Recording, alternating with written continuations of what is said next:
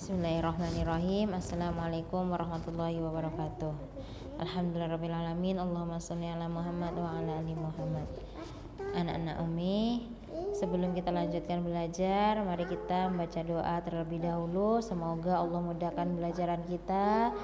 Kemudian juga kita berdoa semoga pandemi ini segera berlalu dan kita bisa belajar bersama-sama kembali di sekolah. Mari kita berdoa. Bismillahirrahmanirrahim. Allahumma rfa'na bima 'allamtana wa 'allimna ma yanfa'una wa zidna ilman. Raditu billahi rabba wa bil islami dina wa bi Muhammadin sallallahu alaihi wasallam. Baik anak-anak Umi, mari kita sama-sama melanjutkan pembelajaran kita hari ini ya. Umi akan menjelaskan tentang letak astronomis Indonesia ya. Coba anak-anak Umi sebelumnya buka buku tematiknya halaman 11 ya. Udah ketemu, menghitung sampai 10 untuk mencarinya ya. 1 2 3 4 5 6 7 8 9 10. Baik, udah ketemu ya. Nah, anak-anak Umi coba perhatikan peta di sini. Ini adalah peta negara Indonesia. Nah, bagaimana cara menentukan letak astronomisnya? Maka kita lihat peta Indonesia ini. Bagaimana paling ujungnya? Nah, ini sebelumnya Umi jelaskan dulu ya. LS ini singkatan dari lintang selatan ya. Kalau LU itu lintang utara. Kemudian di sini BT itu adalah bujur timur. Nah, garis lintang itu sendiri adalah garis dari sebelah kiri ini sampai ke sebelah kanan. Ini namanya garis lintang. Makanya ini namanya lintang utara. Ya. Kalau di bawah ini LS atau lintang selatan. Kenapa di sini LU atau lintang utara dan di sini LS lintang selatan? Karena ini adalah titik nolnya di tengah-tengahnya. Jadi kalau kita melihat peta itu, yang atas itu kan utara, yang bawah itu selatan. Maka di sini yang atasnya lintang utara, kemudian yang bawahnya lintas selatan. Ya, seperti lintang selatan maksudnya. Jadi seperti itu ya. Kemudian yang dari atas ke bawah ini, garis-garis atas ke bawah ini namanya garis bujur. Makanya judulnya di sini adalah bujur timur, seperti itu ya. Nah, untuk letak astronomis Indonesia kita perhatikan. Di sini yang paling atas mana? Di sini atau di sini? Ya, di sini ya. Nah, di sini nampak ada angka 5. Tapi di sini lebih dari 5. Nih, lebih dari 5 kan? Maka ini hitungannya adalah 6. 6 ya. Jadi letak astronomisnya dari mulai titik 6 derajat lintang utara sampai ke bawahnya kita tengok. Ini 10 ya garisnya, tapi masih ada di bawahnya. Berarti ini angkanya 11 karena di sini 10, ke bawahnya sini 11. Jadi bisa anak-anak Umi tuliskan dulu ya. 6 tadi ini lebih ya, 6 derajat lintang utara sampai 11 derajat lintang selatan. Itu garis lintangnya. Nih garis lintangnya tadi ya. Garis lintang yang seperti ini. Kemudian garis bujurnya. Garis bujur tadi yang mana?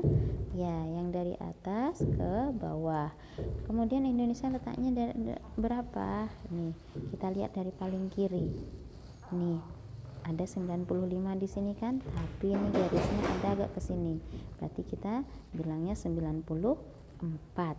Catat dulu ya, 94 derajat bujur timur sampai di mana negara Indonesia?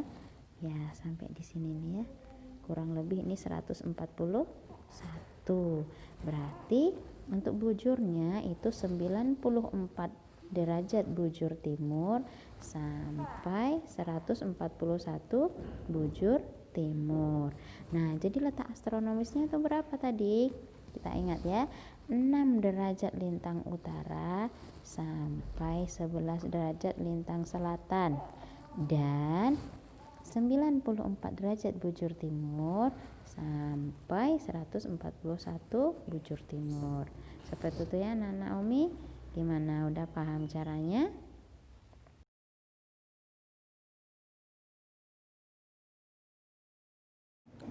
Kelinci, burung, ikan, katak, dan kadal merupakan hewan bertulang belakang.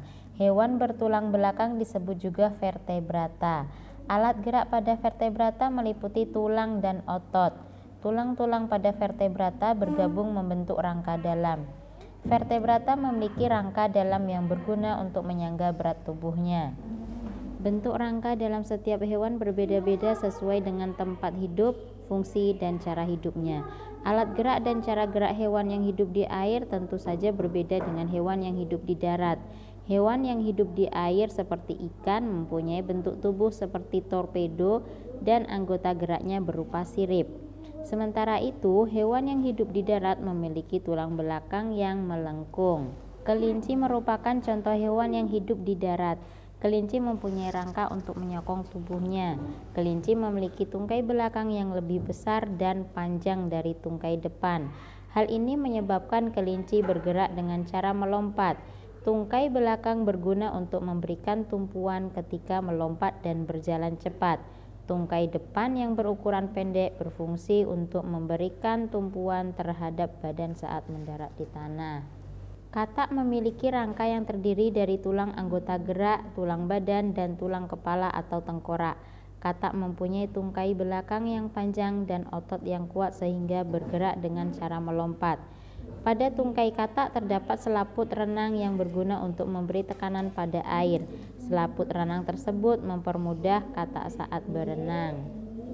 Burung merupakan vertebrata yang bergerak dengan cara mengepakkan sayapnya sehingga dapat terbang di udara. Sayap burung memiliki susunan rangka yang ringan dan otot yang kuat. Otot-otot tersebut melekat pada tulang dada dan berguna mengendalikan sayap pada saat terbang.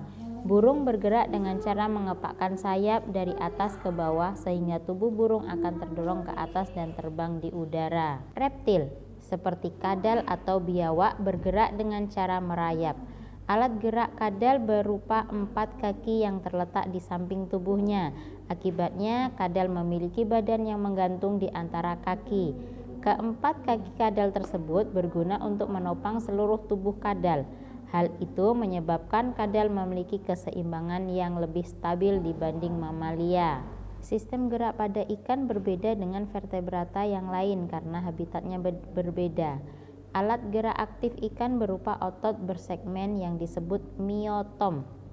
Ikan juga memiliki sirip untuk berenang. Siripnya ada yang berpasangan maupun tunggal. Sirip ekor pada ikan fungsinya adalah sebagai alat kemudi.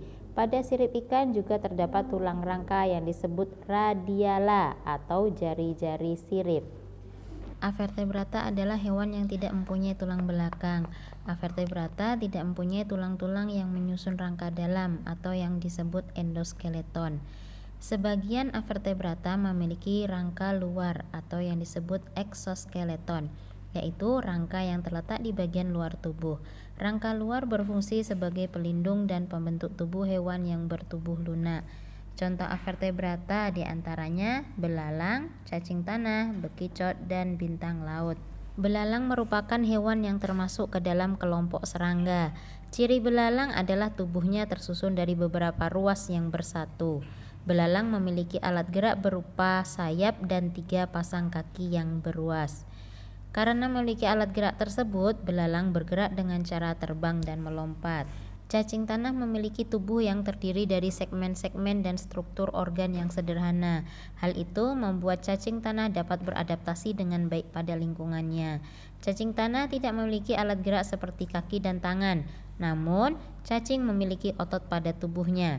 Cacing tanah memiliki 2 macam otot, yaitu otot memanjang dan otot melingkar.